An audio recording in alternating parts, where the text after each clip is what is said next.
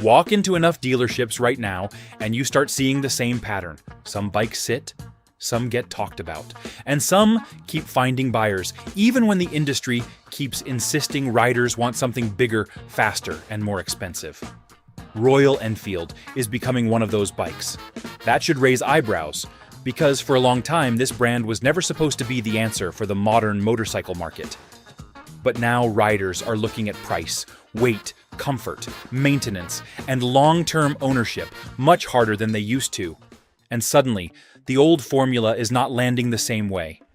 Today, we are breaking down why so many people are suddenly buying Royal Enfield, what the bigger brands failed to see coming, and why this shift may be exposing a deeper problem across the motorcycle industry. Watch until the end, because once you connect all the dots, this stops looking like a trend and starts looking like a correction. Something doesn't add up.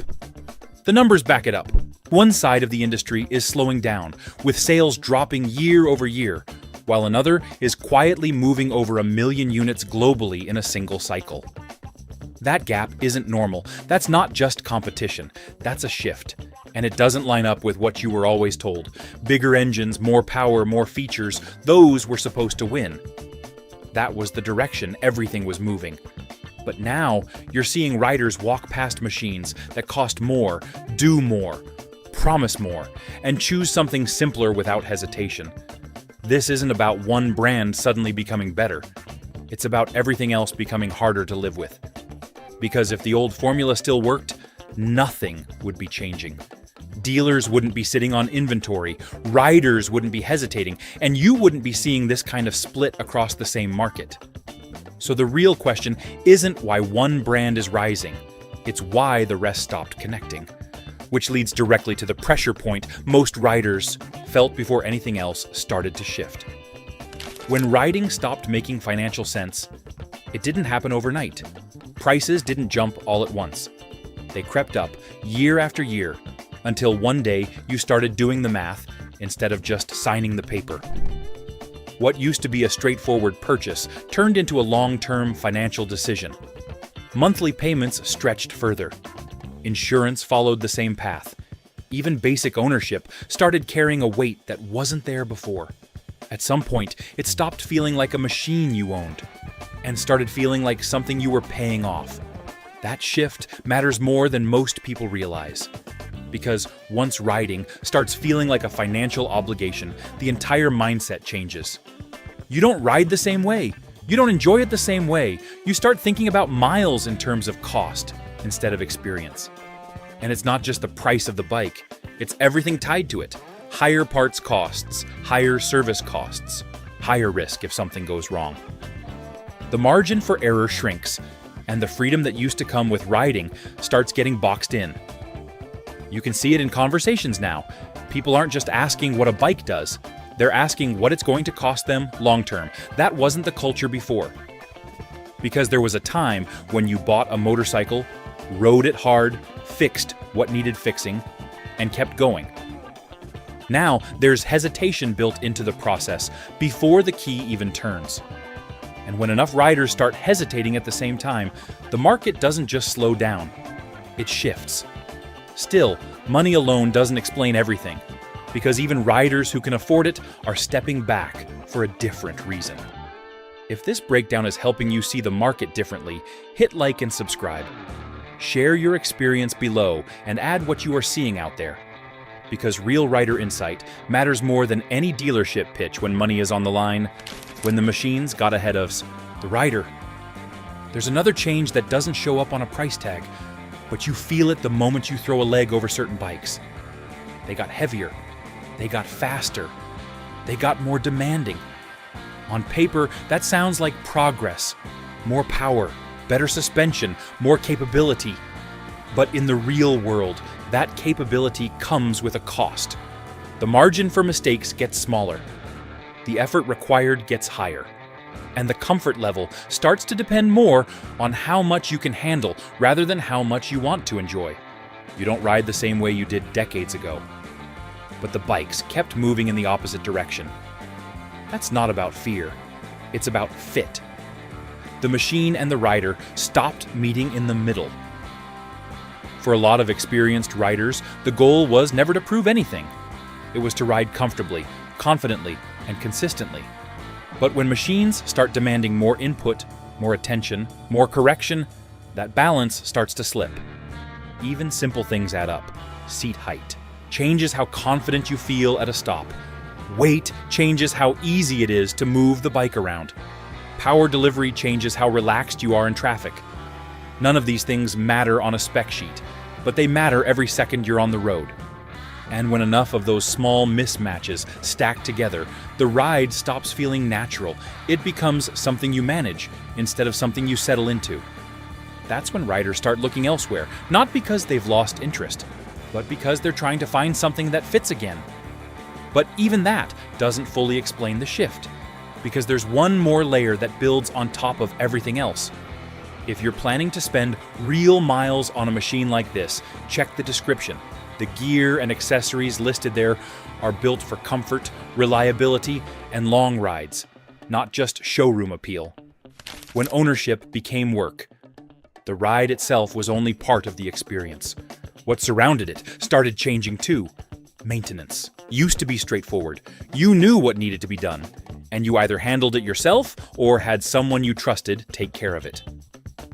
Now, more systems mean more complexity. More complexity means more dependency. And that dependency usually leads back to the dealer. Electronics added another layer. Diagnostics, sensors, software updates, things you can't see, can't adjust, and sometimes can't even understand without specialized tools. That changes the relationship between rider and machine in a quiet but important way. It's not the miles that wear you down, it's everything around them. Scheduling service instead of just doing it. Waiting on parts instead of sourcing them. Relying on systems instead of instincts.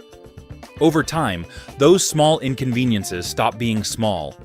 You start planning around the bike instead of the bike fitting into your life.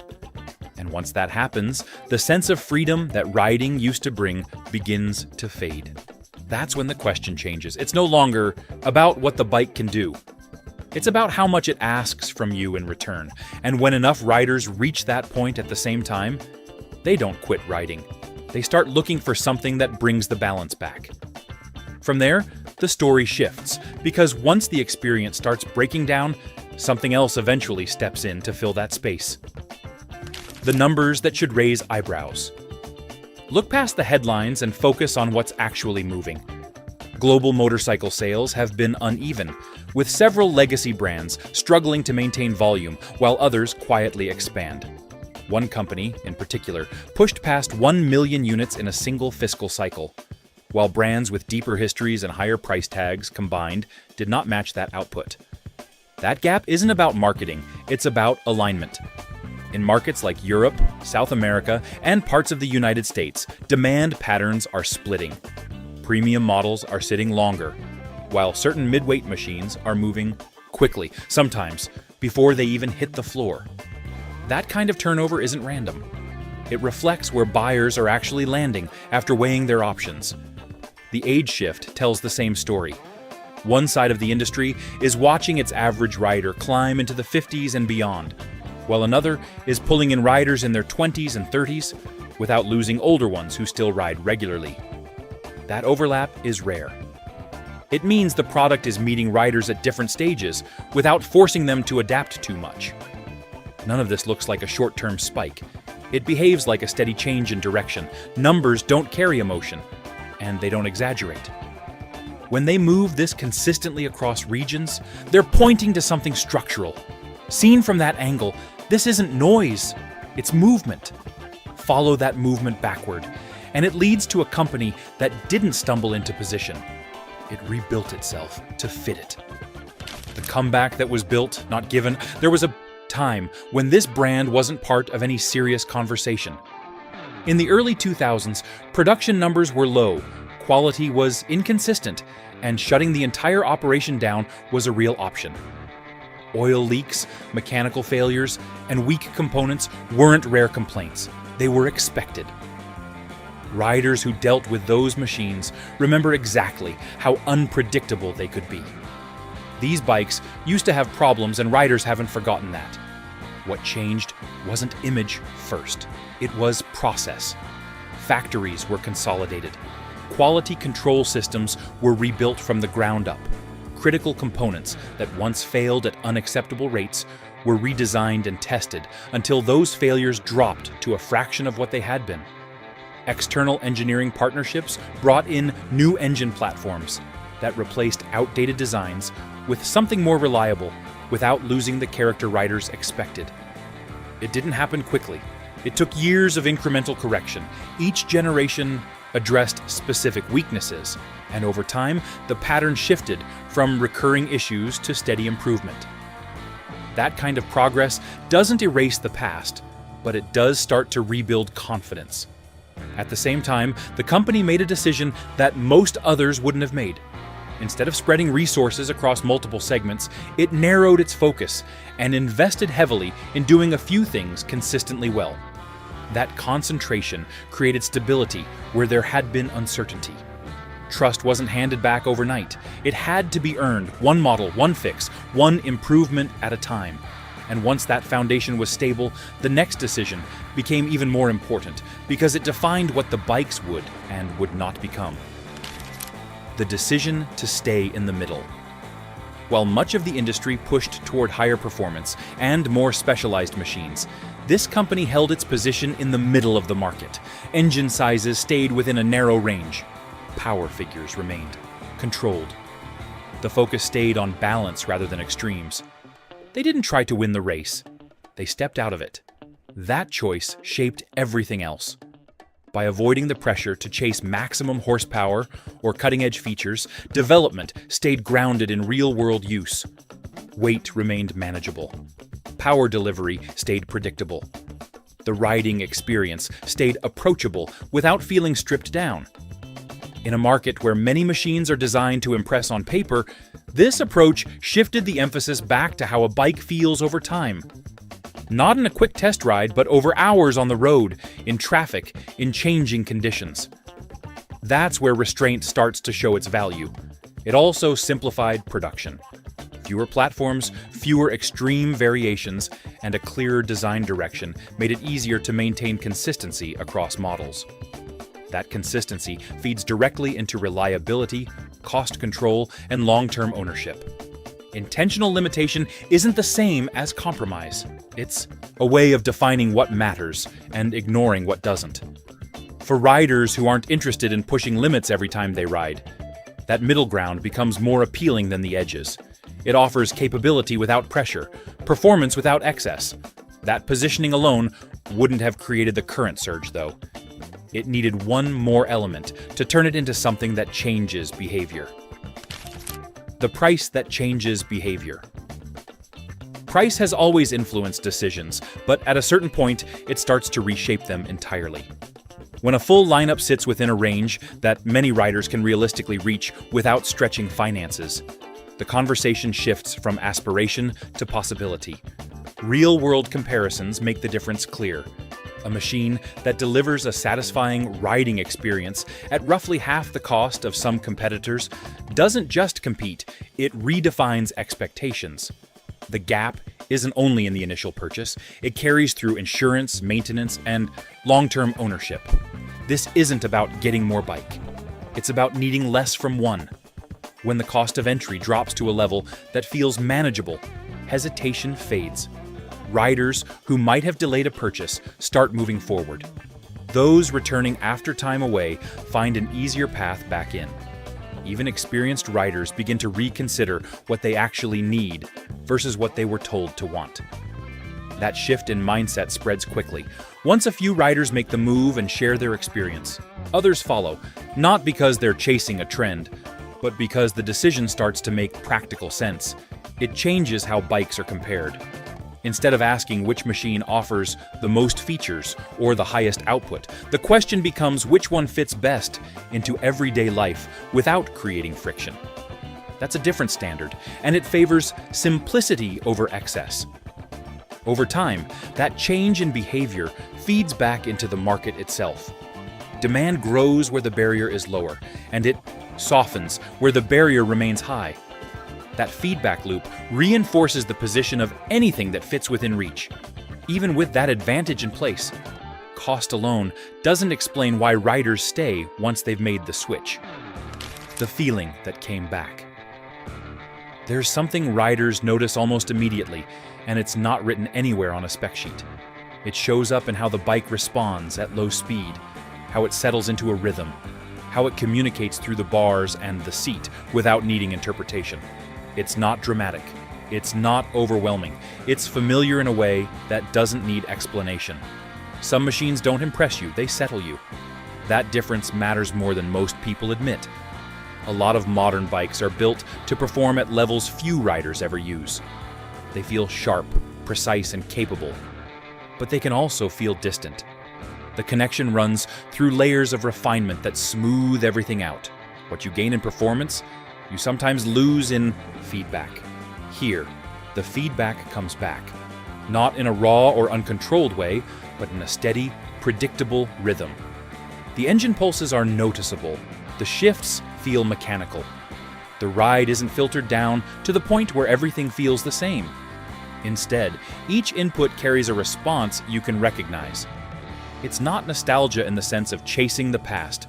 It's recognition of something that never really stopped working. The kind of riding experience where you don't have to think about what the bike is doing, because you can feel it directly. That sense of familiarity lowers the barrier to staying on the bike longer. You don't get off feeling like you've been managing a system. You step away feeling like you've been part of the process.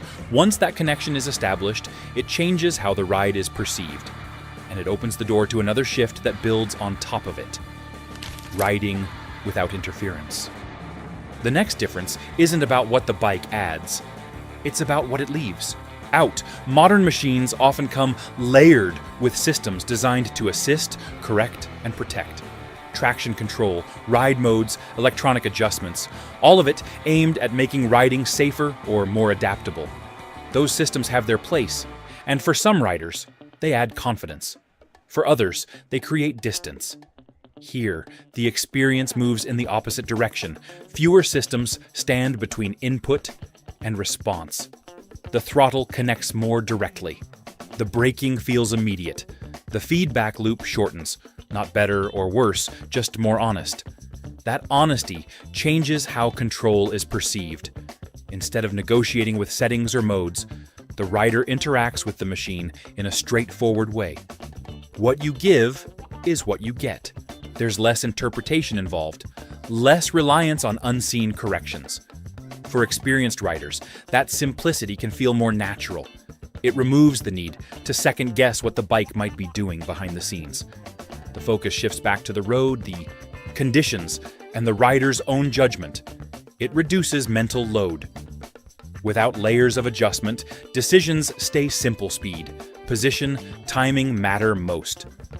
That clarity doesn't show in a quick ride. It builds over time. The longer you ride without interference, the more it stands out, gradually attracting riders who approach motorcycling from a different starting point. If you want more honest breakdowns like this, subscribe now. No hype, no fluff, just real rider perspective and hard truths about what is happening in the market so you can make better decisions before your next move. The new riders. Entering the market. A noticeable part of the shift isn't just who is staying, it's who is coming in. Over the past few years, a wave of new riders entered the market under very different circumstances than previous generations. They weren't stepping into a culture built around speed or competition. They were looking for something personal, something that fit into their lives without overwhelming them. They're not chasing speed, they're chasing experience. That difference shows up in how they choose their first bike. Instead of aiming for the highest performance they can manage, they look for something approachable, something that doesn't demand immediate mastery, something that lets them build confidence without pressure. Affordability plays a role, but it's not the only factor. Simplicity matters just as much. A machine that is easy to understand, easy to ride, and easy to maintain becomes a natural entry point. It lowers the risk of making a mistake and raises the likelihood of sticking with it. These riders arrive without the same expectations, building their own reference point and shaping what they value. As more choose this path, demand grows without replacing experienced riders, creating overlap. One group finds familiarity, the other accessibility, yet both land on the same machines. That overlap strengthens demand and builds a foundation that goes beyond the motorcycle itself, the part you can't engineer. Beyond performance, beyond pricing, beyond design choices, there's another layer that develops over time. It doesn't come from the factory, it comes from the riders themselves. When enough people share a similar experience, they start to connect around it.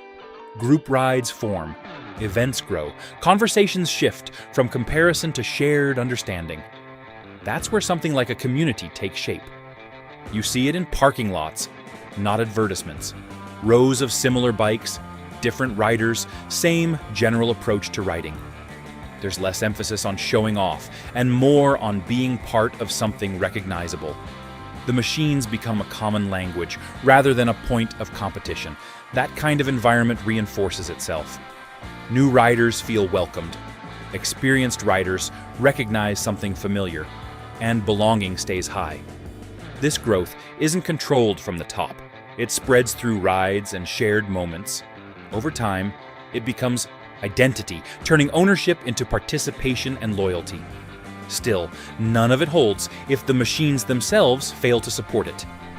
The question of trust. For all the momentum and attention, one question still sits underneath everything else. Can these machines be trusted over time? That question doesn't disappear just because sales are strong or demand is rising. Riders who have been around long enough remember what these bikes used to be. Oil leaks, electrical issues, inconsistent build quality. Those memories don't fade quickly. Better than before, but not beyond question. The difference now is that the pattern has changed. Over the past several years, updates have focused on stability rather than reinvention. New engine platforms reduced vibration that once made longer rides uncomfortable. Component quality improved to the point where failures became less common instead of expected. Assembly processes tightened, and feedback loops between markets and production lines shortened. It's not perfection. Recalls and complaints still happen across the industry. But direction matters, and the trend is toward consistency. For many riders, that's enough to reconsider. Trust doesn't return instantly. It builds ride after ride.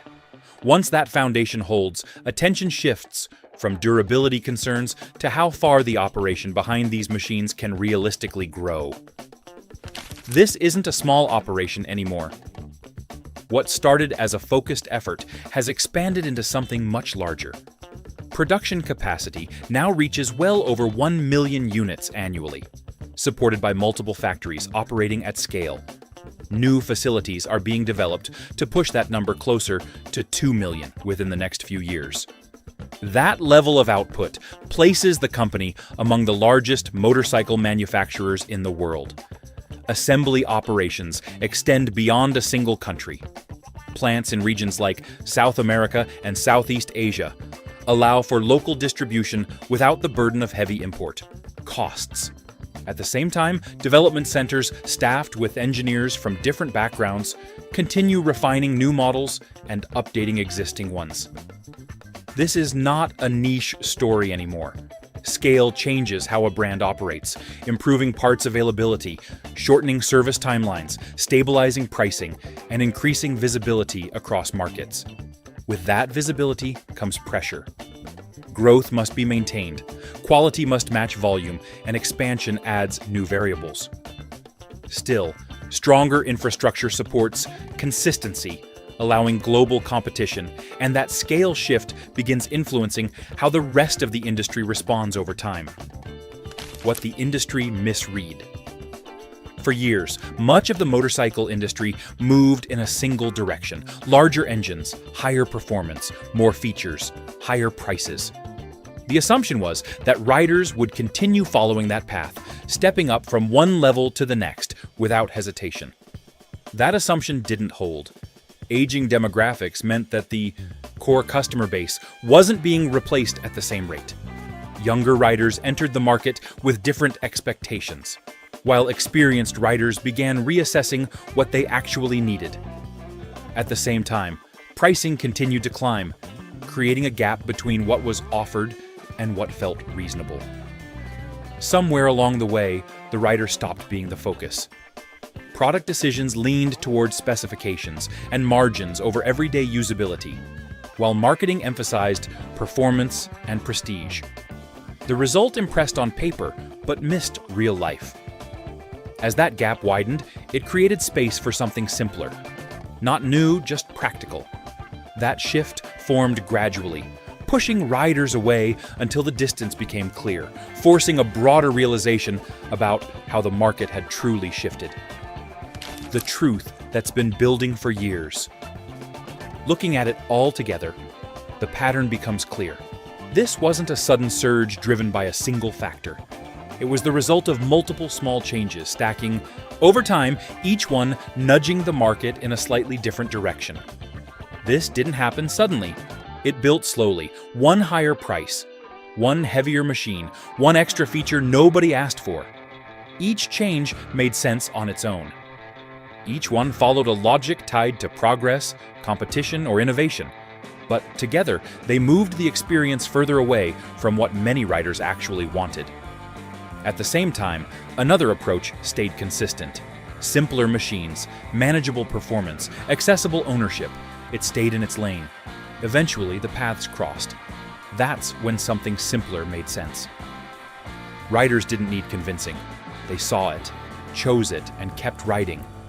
They didn't change. They simply stopped adjusting altogether. At the end of the day, this shift is not really about one brand winning.